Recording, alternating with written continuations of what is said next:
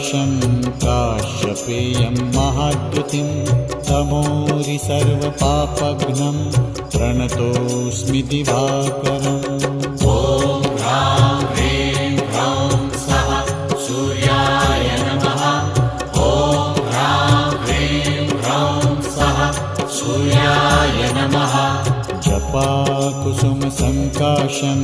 काश्यपेयं महाद्युतिं तमोरि सर्वपापघ्नं प्रणतोऽस्मि दिवाकरम्।